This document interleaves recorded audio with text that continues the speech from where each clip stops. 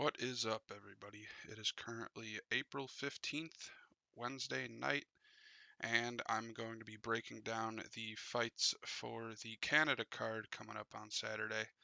I don't know how much I'm actually really going to be breaking these down. I know the channel just started and you're looking for all sorts of in-depth analysis, but to be honest, this card is pretty dire, and I don't know that much about the people on it, but I'm still gonna go through my picks and maybe give some insights where I can.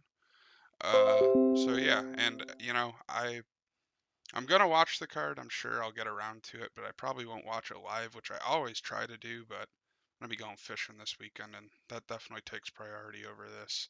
I don't know. I might pull up the co-main and the main on my phone and watch them, but doubt it. I'll probably just watch them the next day. So the reactions could be a little later too, if there even are any. If I have anything to really react to, I'm sure the card will be fine. It's just you know. Oh, anyway, yeah, let's get into it. So first we got Jamie Siraj, the Gremlin, versus John the Juice Giannis. Yeah, this is one of those ones I'm talking about. I don't know too much about either of these guys. Uh, This guy got subbed by Austin Bashi and kind of just made his way from Fury, which is a pretty good regional. Um, can't say I watched any of his fights in there. He beat Nick Aguirre, he used to be in the UFC. I don't think he was that good, but sometimes good guys would beat him, so maybe there's something there. But he is looking like he is a big dog against this here Jamie the Gremlin Siraj guy. Oh wow, he wasn't even on Contender Series. I thought he might have been at least, but that probably explains it. He's from TriStar. 150 pounds in his last weigh-in. I wonder if that means he missed weight, or more likely it was just a short notice. But he subbed some guys. BFL, tough enough. That's a good promotion. Yeah, I'll just take Siraj. Again, not too much to say about these ones, so I'll keep it quick. Castaneda versus Vologden. I do remember this Mark Vologden guy. He had a crazy fight on Contender Series. Could have given it to him. I thought the fight went either way. I mean, this guy, he's tiny. He's 5'3" at bantamweight, which is, it's kind of Piotr Jan sized, maybe even a little shorter. Uh, but yeah, he fought like Piotr Jan too. He's kind of just like a war goblin, and he just went forward. They were beating the shit out of each other. Probably one of the fights of last year. Definitely one of the fights of last year, I would say. And he didn't come out his way, but he looked real good in it. That's probably why he's getting the rub here. 68% towards him versus Castaneda, who's always been pretty decent. He's been around a bit now. Fought a lot of decent competition. He lost his last two, but losing to Gutierrez, I mean, that guy's a pretty tough out usually. Same thing with Marcos. They're kind of the same style-ish. A lot of kicks, a lot of fighting from the outside. Hard to get close to for bantamweights. But yeah, I think this fight could be just both guys going forward slugfest. I know that's what Vologden's gonna want. Castaneda will have to. He's gonna be a little taller, which I'm sure he's not really even used to. Uh, and yeah, we'll see what happens. I'm gonna take Vologden. I'm gonna say he gets a knockout too. He was hitting real hard in that Contender Series fight. Next we got Mitch Rebozo versus Alan Nascimento. Nascimento on a 4-fight win streak. That's pretty nice. At flyweight too. What are these names? Hadley. Yeah, Durden. He's decent, and he's chute box. Chute box. Sorry. Against Raposo, yeah, I'll have to take Nascimento here, I gotta say. I think I'll probably get a submission. I don't know what's coming of it. I'm gonna guess he's got a good guillotine, maybe. Okay, he hasn't landed any guillotines, but this will be the one. He's gonna catch Mitch Raposo in a guillotine. Moving on, we got JJ Aldrich and Jamie Lynn Horth. I mean, this is a big one right here. This is why everyone will be tuning in. And we'll definitely be here for this one. The fishing will have to wait. But Yeah, I gotta take Horth. I mean, Aldrich, she's just been around too long, kind of a middling career. She beats people here and there, but I don't think this will be one. Let's just go with Horth by decision and move on. Another big one, of course, Melissa Croden, Canada, native as Horth was as well, and Daria Zeleznikova. Uh, Great picture for her here, I gotta say. And she really doesn't look like a fighter there, I gotta say. But I mean, that's just that's how they get you. They're unassuming. But when they get in the ring, when that bell rings, Daria Zeleznikova is gonna bring it. Uh, but I'm not gonna pick her on this one. I think Croden. I feel like Canadians get like more of a home field boost than other places usually when they have cards here because I mean they're so. I don't know. Canada's got to have a chip on their shoulder because their fighters. I mean, the best guy they got on this card is Mike Malott, who a lot of people say he's 35-year-old prospect, not great. They had GSP, who may be the greatest of all time, and now they don't have much. They're a shadow of their former selves, and they always got something to prove when it's on their soil. So I'm gonna take Croden. I know Zleznikov's definitely got a better record on paper, but let's just see what happens. Next we got Tanner the Bulldozer Bozer versus Gokhan Sarakam. Wow, Tanner Bozer, where has he been? Oh, he's been on the regionals. Yeah, he last fought in the UFC almost 3 years ago. I do remember him though. He was that guy he was a heavyweight for a while. It was way too small to be a heavyweight, and then he went down to light heavyweight, and still wasn't very successful. So rough career for him, I gotta say. He just doesn't seem to fit in the right place. I didn't even know he was from Canada. That's cool. Shout out. And yeah, I'll probably just have to go with this guy. Oh, it went over Daniel James. I remember seeing that guy fight in Bellator. I remember watching him get a knockout on Tyrell Fortune, who just fought in the UFC a couple weeks ago. And I guess it got overturned, but at the time I was at the Bellator live event in Chicago, and when he got the knockout, because Daniel James is from there, man, everyone went crazy. And he was a huge underdog, but that was a good time. Anyway, yeah, enough about that. He's got a couple Bellator wins, which is, decent to say. I mean, this guy's got UFC wins over who, though? OSP 5 years ago.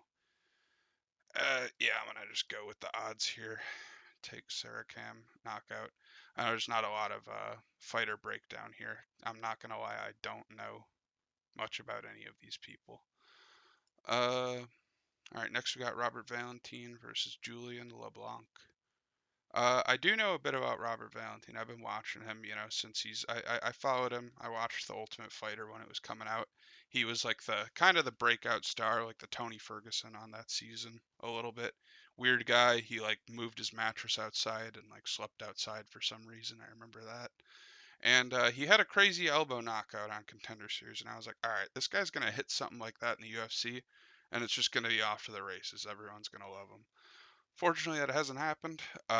He lost to Ryan Loder in the finals, which is really unfortunate. I think both of these fights against Finney and Loder, there was a way for him to win. He just didn't get there. He kind of, not gonna say he fights like Yuri, but he kind of seems to have that mindset where, except he seemingly lets himself lose a little more. Losing to Atiba Gautier, I mean, that guy's pretty good, I feel like. He's not as good as he's being hyped up to be, but he's good. I guess we'll see. I mean, uh, but yeah, I think I want to pick Valentine here. This LeBlanc guy, he's coming straight off the regionals. LeBlanc, it's a League of Legends character. I know that. But as far as a fighter, LeBlanc, they're a glass cannon. So I'm gonna say this guy, if he gets hit, he's going out. So I'm gonna just take Valentine knockout round one. Uh, yeah, shout out to all the League of Legends players. I don't play it anymore, but it was not a well. I wouldn't say it was a fun game, but it was definitely something to do for a few years when I was in like high school and college. Anyway, on to Dennis Bazooka versus Marcio Barboza. Tikoto. Uh, Big favorite towards Barboza. I do like Bazooka because I'm a big Ray Longo fan. Uh, a Minutemen as they call it. For the Ray Longo Minute on the Anakin Florian podcast, and he bigged up Bazooka a lot when he was coming into the UFC. So, and of course he's training with Aljo and Marab. He's young. He's got Longo in his corner. Does say the goat shed here, so maybe he moves around a little bit. But I thought he was on Sarah Longo. Maybe he's moving out, exploring his options. But this guy, Marcio Barboza, I do recall this nasty knockout he got on Contender Series. It's kind of hard to remember all of them because it feels like, you're watching once a week and there's usually at least one or two. This guy's also got 3 fights in LFA. He's winning all KOs. I think this guy's just from looking at the record, he's gonna be a problem. At least for Bazooka, I think. Um, so yeah, we'll take him. I'm gonna just take him by knockout round 2. If I get that wrong, and I faded Bazooka finally, because I think I picked this guy a lot. I feel like I picked this guy when I probably shouldn't have. I think I picked him against Woodson. I probably completely opposite picked him because I probably picked him these 2 times, got mad, and then picked his opponent when he won, and then did it again. That happens sometimes. Anyway, let's move on to Thiago Moises versus Gage Young. Uh, Thiago Moises, he's always around. He fought Islam. He's had a very up and down career. Went over Trey Ogden. I mean, that's a crafty win right there. Getting knocked out by Jared Gordon happens. These guys are both on up and down trajectories, and this guy just won, and this guy just lost. And if I'm thinking about it, that means this guy's gonna win. He's only 31. That's kind of crazy. I assumed Moises would have been getting up there by now, but yeah, I'm actually gonna go with that. Moises, he's got a lot more experience. He's older, but he's only 31. He's still got some of his prime. American Top Team, good gym, of course. So yeah, I'm just gonna take him. I think I'll go submission. A lot of finishes. No, the beginning makes it. Okay, actually, nah, we'll go with it. Let's hope this card's entertaining. A lot of bums and finishes. This one, I think it'll be easy to take a decision. But I'm actually thinking I might go with. I know losing to Macy Barber doesn't look good right now for Silva, but I mean, man, Jazz Divisius just got destroyed by Fiorot, which I was looking forward to that happening. I had a good feeling it would. I mean, nothing against Jazz Divisius. I just like Fiorot a lot, and she's been Jazz Divisius has gone unchecked too long. If she would have got to a title shot, I would have been a little like wow, like. But yeah, no, she got destroyed by Fiorot. And Silva's lost to Macy Barber and Viviane Araujo. Yeah, no, I think I am gonna go with Silva. I think I just have a feeling on this one. It's not really much to explain. This one we got Rat Garbage Mandalnalo. I know it says Mango here. Maybe he changed his nickname because Rat Garbage finally I don't know, he didn't want to be called that anymore, but I think it's a good nickname. TriStar fighter, mainstay on Bellator for a while, I think, right? He had quite a run. 4-3, yeah. So he was around Bellator for a long time. Finally, he was one of those guys that I was like, well, this guy's never gonna make it to the UFC because he's been in Bellator for 7 fights. Yeah, and he wasn't like 7-0 or anything, but he made it. He beat the lightweight Anthony Smith, Samuel Silva, uh, knocked him out. That was a crazy one. I thought Samuel Smith or Samuel Silva would win because he had just beat George Hardwick pretty convincingly before that, which now we're kind of realizing the ladder. I mean, there are levels to this game, and I guess George Hardwick is one level, and then Samuel Silva's the next level, and then above that is Mandel, which is that doesn't really help me at all. Uh, but I'm gonna pick him. Wow, the odds are close. I did used to like a cheeky Jai Herbert pick. I definitely picked him against Ferris Zian. This is one of my least favorite fights of all time. It's like just 3 rounds of clinching. It's terrible. Ferris Zian and Jai Herbert. Of course, we're always thinking about that Ilya Taporia moment. He could have stole everything from him, Jai Herbert. But split decision with Padilla, who just looked good last week too. Uh, maybe I will. Yeah. Yeah, I actually will go Herbert here. I know I just said I usually pick him, but I think I'm just gonna because I don't know. Nalo, I mean, he's on a great win streak of, he's just doing the regional run, I guess. He's got 5 different regionals or 4 different and then contender series. He's probably getting better a lot at TriStar. But I don't know, Dry Herbert's always kind of just solid. So I'm gonna just pick him here. And he hasn't had a fight where he's been too far behind in a long time, I feel like. Because this fight, I feel like it might have been, this is like almost 3 years ago, which is crazy, but I think I had a bet on this fight. And I was like coping about, it's kind of close. I don't know if I was just coping or if it actually was kind of close, but they both really didn't do anything. So I don't know. Herbert, let's see it. Let's run it. Screw it. All right, Kyler Phillips and Charles Jourdain. Definitely going to go Jourdain here. Jourdain's been one of my favorites for a long time. Uh, Ever since he's gone to bantamweight too, he's looking even better. But he looked good at featherweight too. I mean, he had decent fights with Nathaniel Wood, with Shane Burgos, it was, and of course he's always got that guillotine. And I think he's going to get a guillotine on Kyler Phillips. I mean, I know Phillips hasn't won much to go to the ground, but I think it'll get there some way or another.